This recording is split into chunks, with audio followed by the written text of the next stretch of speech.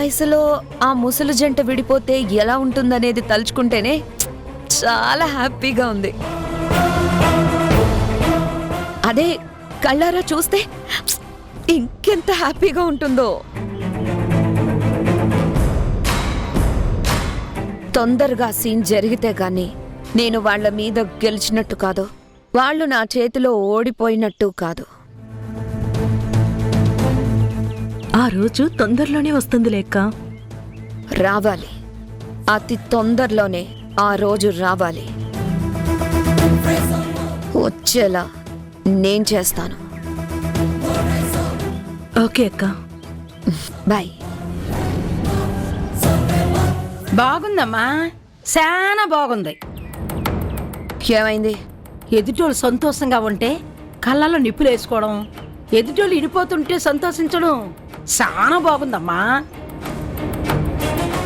ఎప్పుడు ఎదుటి వాళ్ళని ఏడిపెత్తు, వాళ్ళని విడగొడుతూ ఇలా పాపం మూట కట్టుకునే బదులు 4 మంచి పనులు చేస్తూ పుణ్యం మూట కట్టుకోవచ్చు కదమ్మా. నేనేమీ పాప మూటగట్టుకోవడం లేదు. నన్ను అవమానించిన వాళ్ళ కుటుంబం మీద ప్రతీకారం తీర్చుకుంటున్నాను. మమకారం చూపించే మనుషుల మీద ఇలా ప్రతీకారం చూపించకూడదమ్మా. ఎదుటి వాళ్ళకి మనం మంచి చేస్తే మనకెంత మంచి జరుగుతుందో నాకు తెలదు, కానీ ఎదుటి వాళ్ళకి చెడు చేస్తే మాత్రం దానికి 100 రెట్లు చెడు జరుగుతుంది మనకి.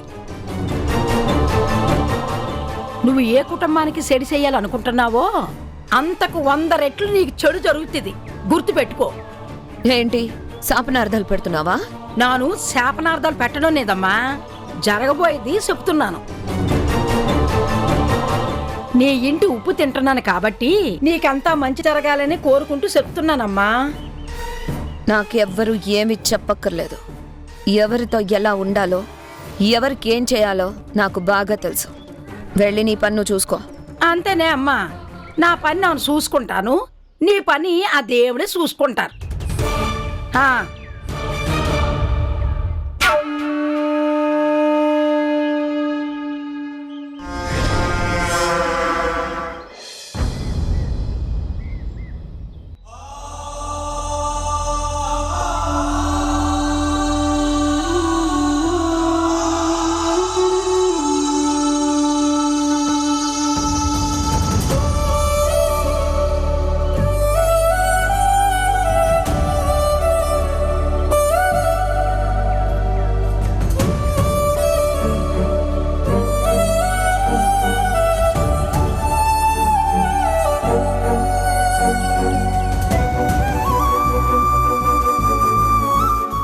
ఏమండి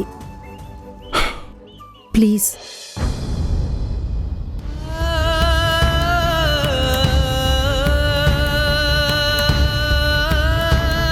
ప్లీజ్ అండి, నేను చెప్పేది వినండి. కిరణ్ విషయం మీ దాకా తీసుకురాకపోవటం నా తప్పే కావచ్చు. అంతకు మించి నేను ఎలాంటి తప్పు చేయలేదు. మీకు తెలియకుండా ఎలాంటి నిర్ణయం తీసుకోవాలని కూడా నేను అనుకోలేదు. నేను చేసిన తప్పనిపిస్తే మీరు నన్ను శిక్షించండి, అంతేగాని నన్ను ఇలా హింసించకండి.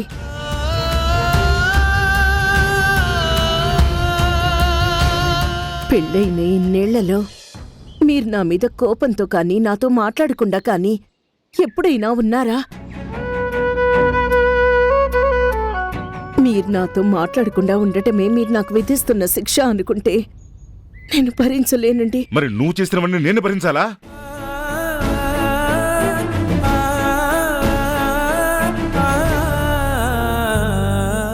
నీతో కలిసి 7 అడుగులు నడిచి కొత్త జీవితాన్ని ప్రారంభించాను.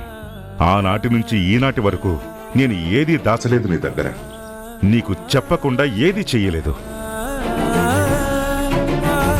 నువ్వు తీసుకున్న నిర్ణయాలకి కూడా నేను ఏనాడు కాదని అనలేదు. బాగా ఆలోచించే నిర్ణయాలు తీసుకుంటావని నీ మీద నమ్మకంతో నీ నిర్ణయాలను గౌరవించాను.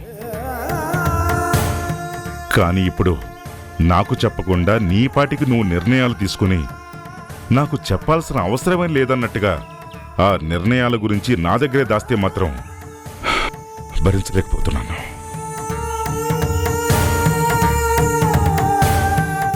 నేను నీతో మాట్లాడకపోవటమే నీకు హింసలాగా అనిపిస్తే కిరణ్ విషయం నా దగ్గర దాచినందుకు, నాతో చెప్పకుండా మీరు నిర్ణయాలు తీసుకున్నందుకు, మీ నిర్ణయాల మూలంగా ఉషకి అన్యాయం జరుగుతున్నందుకు మానసికంగా నేను ఎంత హింసను అనుభవిస్తున్నానో తెలుసా? అది కాదండి, కిరణ్ విషయం మీ దగ్గర దాచాలని కాదు. అసలు ఏం జరిగిందంటే వద్దు వద్దు వద్దు.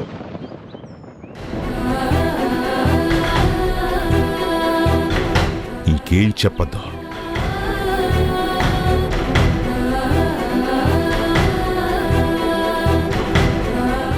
కిరణ్ విషయంలో సంజాయిషి ఇచ్చే అర్హత కూడా నువ్వు పోగొట్టుకున్నావు.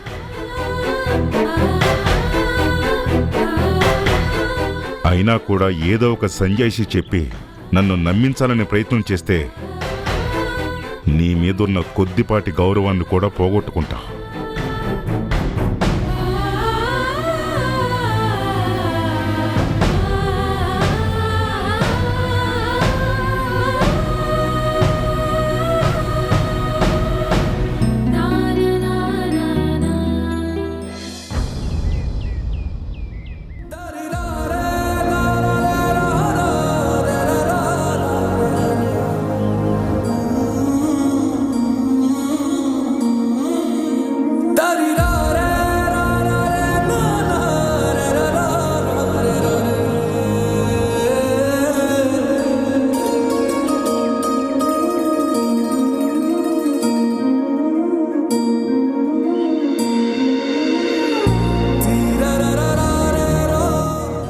నాన్నకి పల్లవి విషయం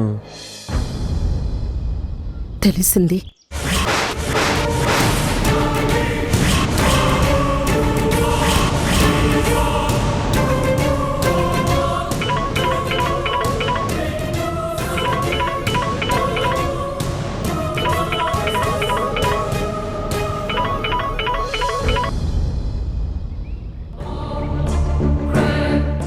అసలది నాన్నకి ఎలా తెలిసింది? ఎలా తెలిస్తే ఏంలే, తెలిసినప్పటి నుంచి ఇదే వరుస.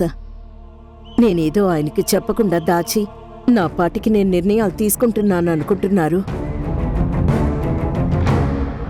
అంటే పల్లవి బిడ్డని మనం తీసుకోవాలనుకుంటున్నాం అని కూడా తెలిసిందా? అంతా తెలిసింది. మనందరం కలిసి ఉషకేదో అన్యాయం చేస్తున్నాం అనుకుంటున్నారు మీ నాన్న. ప్రస్తుతం నాన్న ఆవేశంలో ఉన్నారు కాబట్టి అలా అనుకుంటూ ఉండొచ్చు. ఆ ఆవేశం తగ్గిన తర్వాత మన ఆలోచన ఏంటో నాన్నకు అర్థమవుతుంది.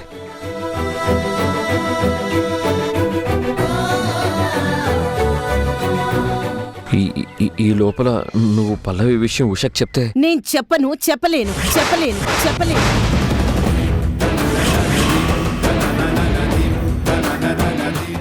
ఈ విషయాన్ని ఉషతో మాట్లాడి నా కాపురాన్ని నేను కూల్చుకోలేను. పెళ్ళైన ఇన్నేళ్లలో ఎప్పుడూ మీ నాన్న ఇంత పట్టుదలగా లేరు. ఈ విషయం తెలిసినప్పటి నుంచి ఆయన నాతో మాట్లాడట్లేదు, నా చేతి వంట తింటం లేదు. కనీసం నా మొహం చూడటానికి కూడా ఆయన ఇష్టపడటం లేదు.